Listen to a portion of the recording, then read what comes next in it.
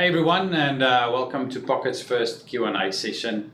Live from Sydney, 8 o'clock in the morning. Nice overcast day today. My name is Heinrich Venter. I'm the CEO of Pokit Innovations. And next to me is Rowan Bell, our Chief Product Officer and Creative Talent behind the designs of Pokit that you guys can also appreciate. Off screen, we've got a couple of our people in our team. We've got Lachlan McLean, who's the person that you will know sending tickets and emails and support and communication in Pokit. And on my left, which you will see a little bit later, is Stephen Geary, our hardware engineer, and Rodrigo Haller, our firmware engineer. So the reason why we actually arranged this Q&A session is we realized that you're familiar with Pokit and it's our products, but you've actually never met the team. And so we really want to introduce ourselves to you. We want to be open and transparent about the business and where we're going. We're really a community-driven company and community-led, and we want to make sure that you understand and know us and have an opportunity to ask questions and get on board with our mission, which is to democratize test and measurement equipment. Rowan, do you want to touch on that and tell the people what that means? Yeah, I would just also say, we're probably going to continue to do these more often. If people like the format and they like to get to actually meet us and talk to us, we'll do that a bit more. But yeah, so I guess we did realize, we were talking about this off air before that, we do a lot of communication, but I don't think people actually know why we make the products the way we do or what our mission is. So yeah, as we said, our mission is to democratize test and measurement equipment. But what does that actually mean? It means making products that are affordable and portable and easy to use. And so that not just engineers can use these kind of powerful equipment, but we can give it to anybody. So I think it's great for engineers because it's simpler to use and more affordable and they can take it with them. But also we can bring new people in that maybe were a bit intimidated by working with electronics. We can make it easier for them to get into it. So that's kind of our main goal. Yeah, and we really want to make our products available to the mass market, to anybody that wants to learn about electronics, that wants to get into that field, especially in education. It's such a wide field that we can address. So we'd like to tell you a little bit about where we come from. Pokit was born and spun out of a electronics design consultancy called Ingenuity Design Group. That business has got a lot of engineers in it, developing products from scratch for a lot of different customers. And really this is an opportunity for them to design something new, something that's inspired by the engineers, and take that to market, and that's really where we come from. Yeah, with Multimeter, actually, we were designing it as just a tool that we wanted to showcase our design expertise to potential clients. So we were going to design a little product, show all the interesting technology we could do, because it's got firmware, software, all of that in it, and then hand it out to potential clients. But when we developed it, we realized it's such a great product, and there would probably be a big community for this product. So that's why we actually decided to launch it into its own company.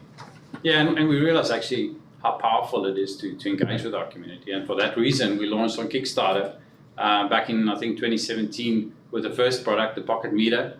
We raised over $200,000, sold products into multiple countries all over the world, and realized people really wanted this technology and appreciated what we've done. And so based on that early success, we engaged the community and we asked you guys, what do you want? What do you want from these products? And got a lot of really, really good feedback. And started working on the Pokit Pro design, which we launched in November 2019. And that really, as Heinrich was saying, it really came from your feedback. You guys saying you love the Pokit Meter, it's convenient, small, but it's really for low-powered electronics. So what if we could take all those capabilities to put it into high-powered electronics, or so you could do a DIY around the home or anything like that? And so it was really all your feedback that developed that product for us. And we love engaging with you guys. That's part of the reason we're doing it now, is because you guys give us so many great ideas for future products or features. So. Yeah, and we'd love to urge you, to continue sending through suggestions and engaging with us. We want to really build out our community, keep on engaging, like Rowan said, have more of these Q&A sessions where we really engage with you guys. So a little bit about where we've been and actually what we've achieved. You might not know, maybe you were part of the early Kickstarters. Maybe you bought a product online, through our website or through Indiegogo. But we went on to our next Kickstarter campaign in November 2019. We raised over $1 million in 30 days, which I think was just phenomenal. We didn't anticipate that we would actually do that well, and because we saw such a big demand, we actually went on to raise another $500,000 on Indiegogo and continue doing pre-sales through our website, which is still going to this day. So we realize that there's a big demand, for what we're doing, and we want to build on that and really grow that. Yeah.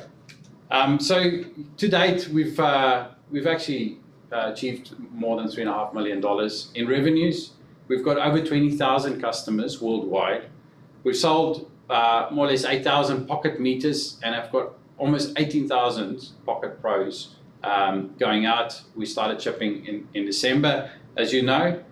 We've got sales from more than 100 countries globally, which I think is really phenomenal. We didn't really expect that to happen.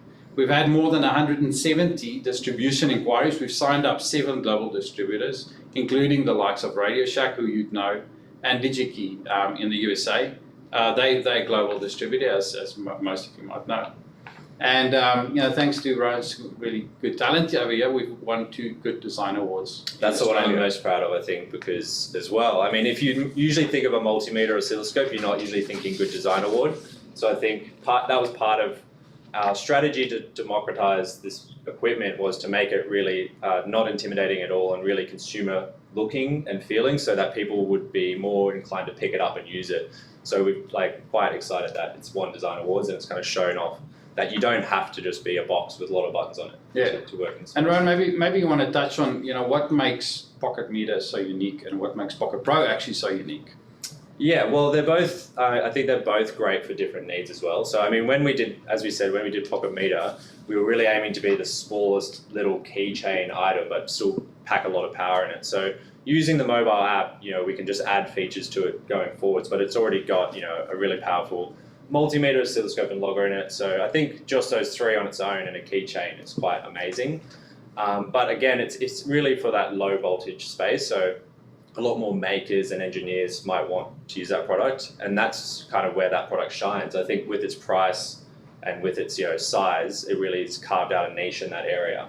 And Pokit Pro really just steps it up to say, let's take all those powerful tools and put it into something that can do high voltage stuff. So obviously it had to grow a little bit to do that, but we still made a focus on making sure it was really portable, wrapping up that cable, which we know a lot of electricians and stuff that we've heard that really get annoyed with all the cables loose in their bag. So keeping it really portable, but having the ability to do up to 600 volts, I think, is quite amazing. And then also for the engineers and the people still doing a lot of oscilloscope work, having the multi-channel is quite impressive. So you can actually connect 4 of these up to the app and then do lots of interesting measurements. And we've got plenty of future products, app features that are going to really utilize that feature. Yeah, and I think the exciting part about this, which we discovered kind of along the way, is that we've integrated this beautiful mobile app. And the idea or strategy moving forward is to integrate all our products with our single app. Like Rowan mentioned, we've got this multi-channel capability, and we're going to start, continue to build out on that. So I think that's really powerful, and we're really excited to see where the software can take us. Yeah. So really, where are we going? I think it would be good to maybe explain to you guys what our plans are for the future. So we are about to enter a capital raise. As you know, we've sent out some communications around making an investment opportunity available in Pokit. Now, why are we doing that?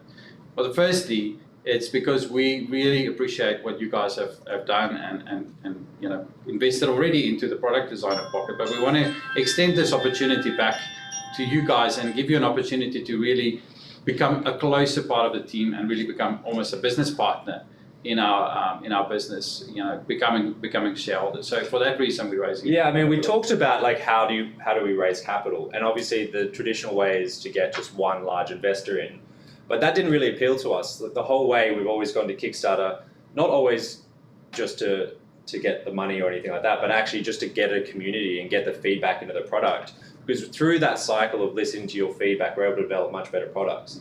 And we feel the same way with investment. I think having a lot of people from our community be investors, they're going to be the most passionate about it. And we want those passionate people on our side, invested in us. And we also want you guys to have the opportunity to benefit from all the support you've already given us. Yeah, and there's platforms available which allows us to do that, which weren't there in the past. In a couple of years back, those platforms weren't available. So we're actually going to be using a platform called Virtual in Australia to help us achieve that. The other reason why we're raising capital is because we've got this big demand in the market, and we need to address that. So really, we're raising the capital to help us accelerate our growth, to bring the business to a place where we can really grow it and just harness everything that's coming our way. And so, in order to do this, we want to increase our inventory. We're finishing this production run that's running at the moment. We've already planned for the next one, so we need to increase our inventory to meet that demand and make products available on the shelf. We also want to launch the Pocket SaaS model. So we want to continue investing into our software development, and for that reason, we want to look at building new features into the app and making that available through a software as a service model. Yeah, just to talk about that a little bit, I mean, we get so many great ideas from the community about special little software modules that you want, but a lot of them are going to take quite a lot of development. So it's quite hard for us to justify just developing software continuously for that. But if we know there's a niche need and we can kind of charge through a SaaS model for that, or software as a service model, then we're able to recoup some of the costs of that development. And that means really what it means is we're going to make this app just massive. There's going to be so many modules for it, unique modules that you guys are going to love. So. Yeah, and as our business grows, we want to continue growing our team to support the business. We need to get some people into the support side of things. We need to get some people into our marketing team. We need to obviously build out our software engineering team, our hardware engineering team. So all of that will scale as we scale. So some of the investment will go into that.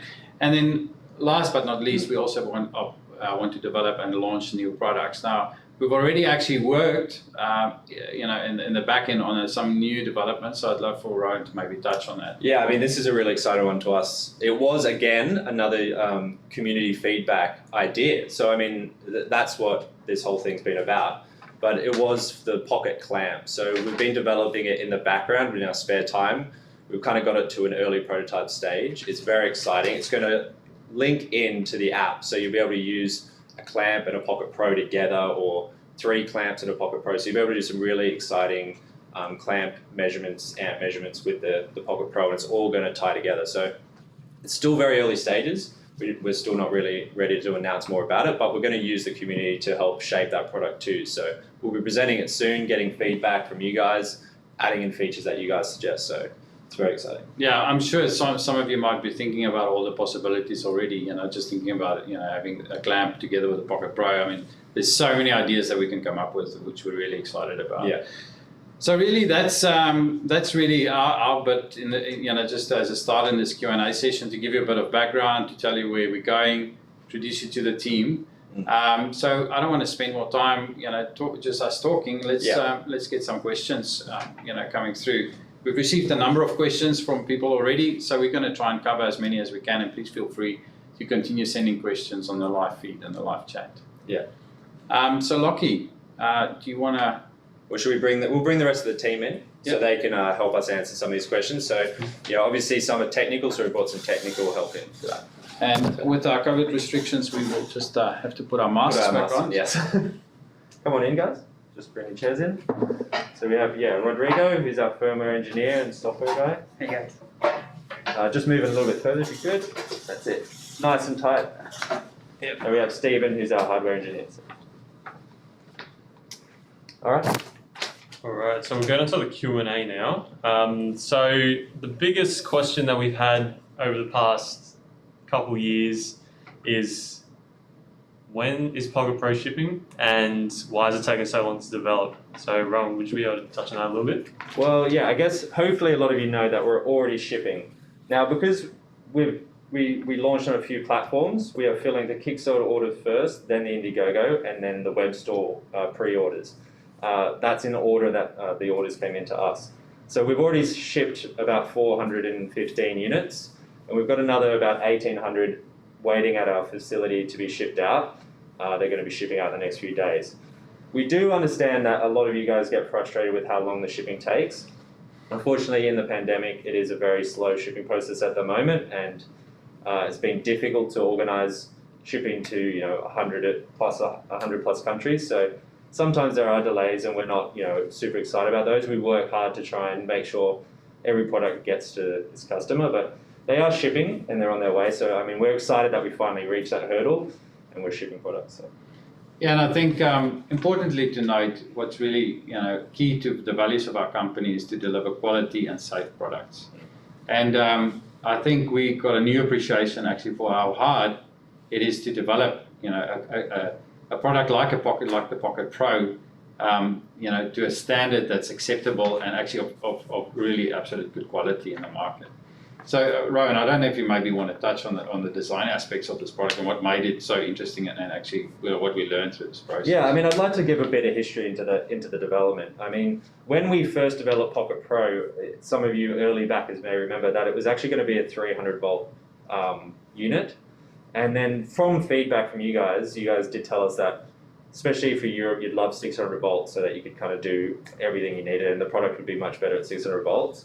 So we kind of committed to doing 600 volts, and that did bring a lot of challenges. I mean, this product is probably the smallest 600 volt 10 amp multimeter I think I've ever seen. So I think there was a huge amount of challenges in developing a product that small.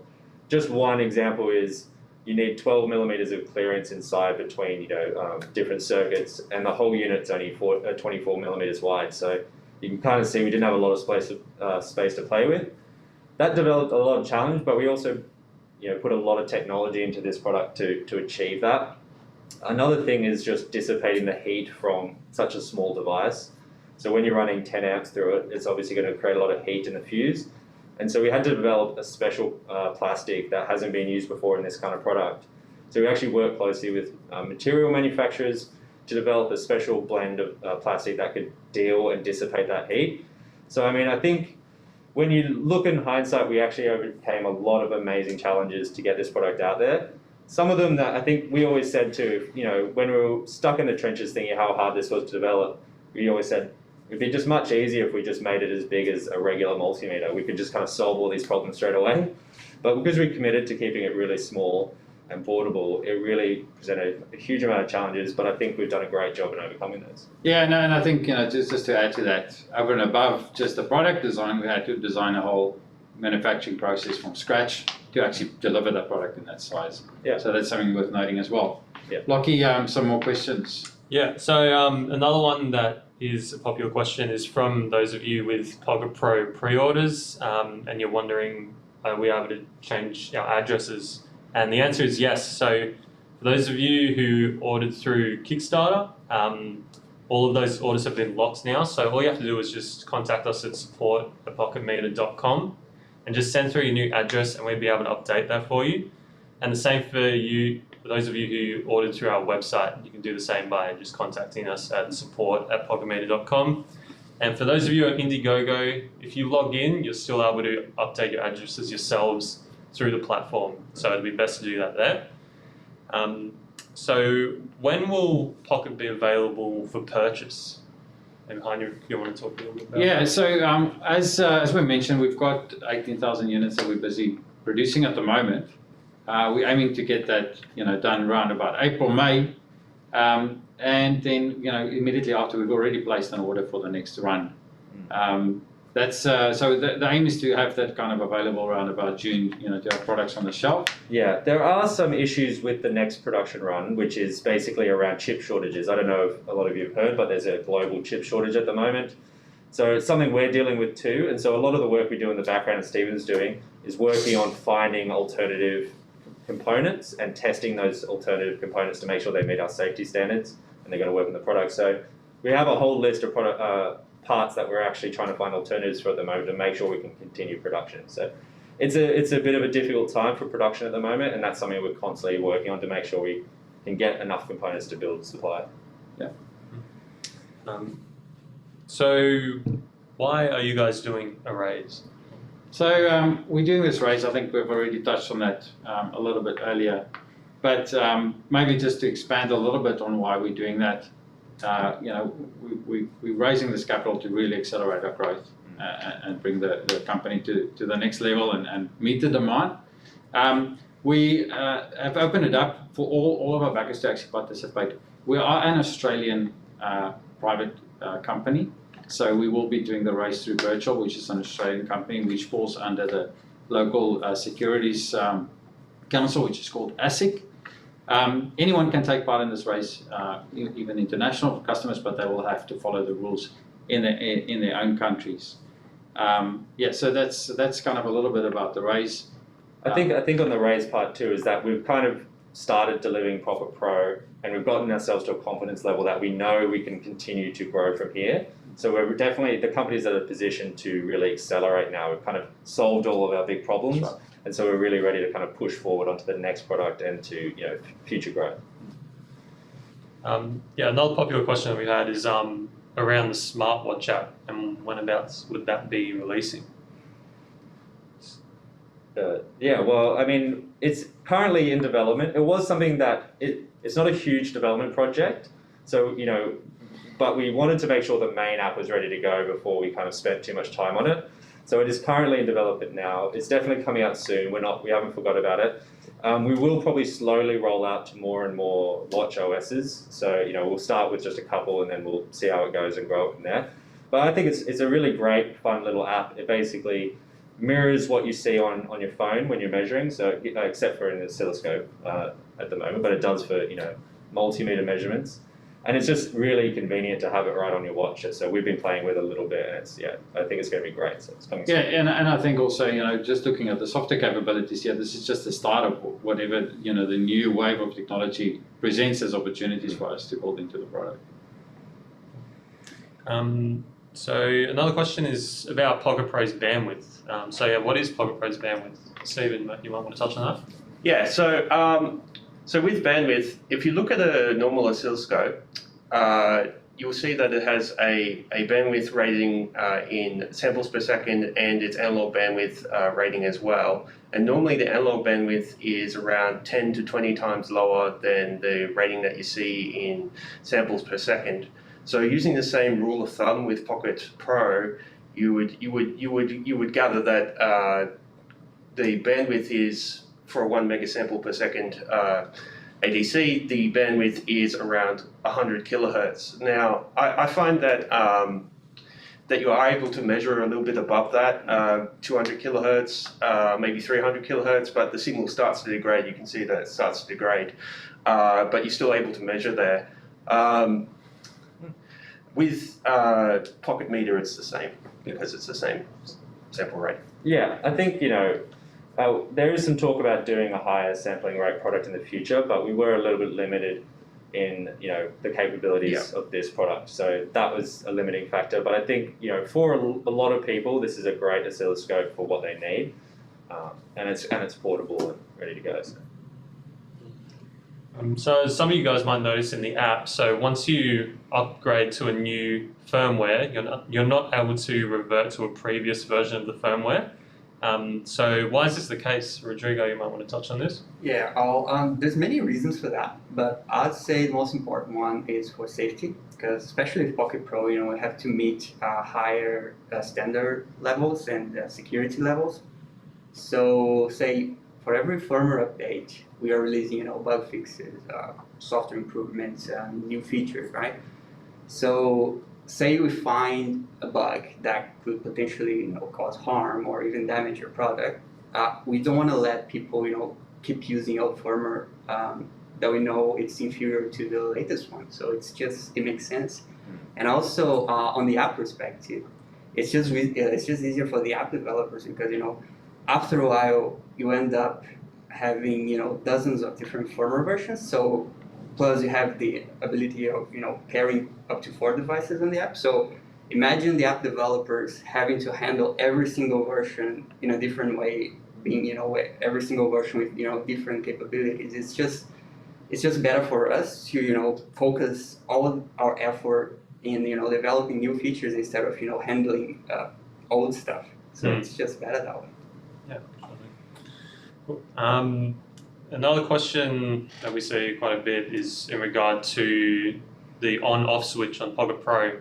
And why there isn't an on-off switch on Pokit Pro or Pokit Meter. The lack of a switch. Why doesn't it have a on-off switch? Well, when we were developing Pokit Meter, it's so small we literally didn't have room.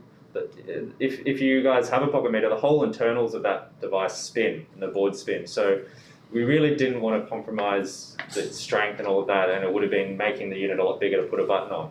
But having said that, because of that restraint, we made the product really low voltage, low power draw when it's in standby. So I think originally it could standby for 6 months on its own, but now I think we've already increased it maybe a year and a half.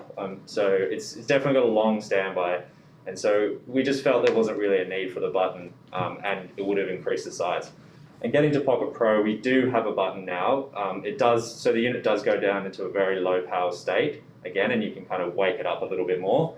So it's even in a lower power state than Pocket Meter. So I think, we haven't, I don't know. It's about the same as the leakage in the battery. Yeah. It's very, very low. It's going to sit on the shelf for a very long time. So its shelf life when in standby is very, very long. Like I couldn't actually test it. It was so long. It was about, I calculate it's over a year. Yeah. Well over a year. And it's rechargeable, so if it runs out of battery, you recharge it.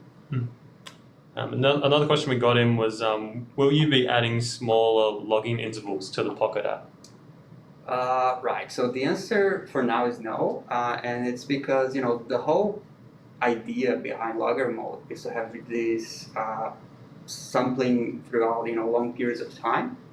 So if you want to log faster than that, if you want to sample faster than that, you should probably be using oscilloscope. They have different purposes on their own.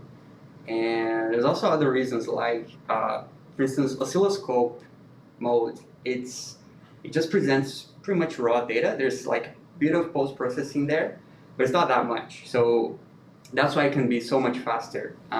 Whereas in logger mode, for every single measurement we take, we are sampling for a short period of time.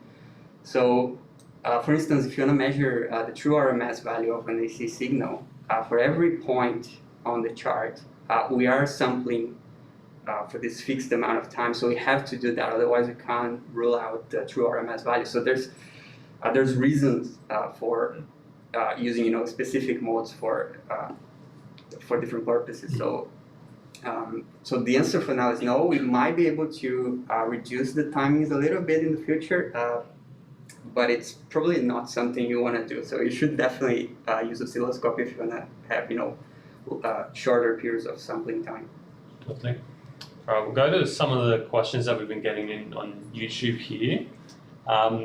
So we've got a question here. Can I send data directly to an Arduino powered display, or is the app always required? So yeah, at the moment, I think that also ties into a previous question we had about Windows app. So at the moment, we're not currently developing a Windows app or Arduino plugin, anything like that. These are future things that we want to look at. We've had a lot of interest from that, and we've actually had some big kind of distributors ask for that. So it's something in the pipeline. At the moment, we're focused on the mobile app because there's so many great new features we can add into it. So I think that's kind of our focus. And the other things like window apps and Arduino apps, something we'll probably look at in the future, but we've just got so much more to do at the moment in the mobile app. So. Yeah, and maybe if I can touch on that as well, we've received various requests, to integrate with some technology that we're building, and we are looking and strategizing around how we can make our products more expandable and make the software more expandable. So that's definitely something that's an ongoing discussion internally in Pocket. All right. We've had some questions here about people who've ordered through specific platforms, so Kickstarter and Indiegogo, and like when will they be getting their units. But Kickstarter, scheduled to have all those fulfilled by like kind of end of February, early March. And then Indiegogo orders shortly after that, probably towards the end of March, right? Yeah, I guess to talk about the production process a little bit, obviously we put out what we predict we're going to be able to deliver. But the production process, it's that weak link kind of analogy where there's, hundreds of processes and parts. And as we go to build the next batch, we may find new issues with any one of those processes or parts. And we also, any part that does slow it down basically slows the whole production process down. So especially in the early stages of developing a product, and this product is quite complex to build, that if you have any little issues, it slows it down. So, we predict our ramp up and we're pushing for that ramp up, but until we solve all the little problems, the ramp up can't really begin. We're definitely getting to a point where now we've kind of fixed all the issues that are reducing the yield of the production. So we're getting much more confident we'll be able to deliver at a faster rate. So that's why I think we're on the precipice of kind of solving a lot of the key issues that just slow down production. And then we can go to a much faster production rate, we're trying to get to somewhere in the realm of 400 units per day so that we can fulfill these 18,000 units on time. So it is quite hard to actually ramp that up. So having said that, we didn't want to kind of tell people, which backer number or, which person's going to get it when, because we try and shoot for, say, a run of 2,000, but we may not make 2,000 because of yield issues and stuff. So it kind of gets reduced. So we try and make as much as we can. And then hopefully if the errors are reducing and we don't have to kind of rework a lot, we'll be able to deliver them all. So at this stage, we just don't want to be too particular about saying who is going to get it when. We just want to kind of give rough estimates because we know we can't be too accurate at this early stage. Yeah. And we've got another question that kind of ties into that. Again, might have already been answered, but what has been the biggest struggle since you started shipping Pokit Pro? Yeah, I think one of the biggest struggles has been yield of the production process. So yield is when you start building one, does it make it all the way to the end, or how many drop off in that process? So if you go to build 100, if you have yields, at 50%, only 50 make it to the end, and the others have to be kind of reworked or fixed. And so in the beginning, we were kind of down at the 50% mark. It was quite low. There was so many unique problems in the production process and difficult things to assemble, and that's why it was very hard for us to scale up. We're getting up into the 95% yield mark, so that's where we can really start to increase production, but we've had a lot of little things. It's very small and the tolerances on how it's designed is very tight, which means it's very easy for these yield issues to come up. It's difficult for the manufacturers to get over, because every issue kind of ties into every other issue. Yeah, so we've worked really, really hard, and I think we're definitely on the precipice of just really production going much higher. So yeah, definitely getting the yield up has been a big issue, but I think we're there now. So question here, will Indiegogo be getting a shipping notification? So yes, you guys will be. You'll receive a tracking number once your order is fulfilled. So just hold out for that. Yeah, Indiegogo orders will be fulfilled after Kickstarter orders, and we're about, with this next batch about to ship, we're about 2,200 units into the Kickstarter order. But as I said, we're about to ramp up a lot more, so we should be able to start fulfilling a lot more orders soon. Yeah. There's an interesting suggestion here from one commenter saying perhaps for Multimeter in the next version, the spinning from pulling out the cords could turn the device on somehow. We did actually look at that. We did look at that. Yeah. So we did look at a lot of things, but you'd need to have an accelerometer on the board, and having that powered up to there are other ways to do it. But with having a switch in or something like that would be quite bulky. So the easiest way we thought was an accelerometer, but powering that up is just as takes power consumption as the Bluetooth. So this is kind of proven the point that we'd love to get those suggestions and feedback from you guys. It just helps build better products out there. Yeah, I can see a few suggestions here in the comments. So yeah, be sure to be sending those suggestions to us on our forum.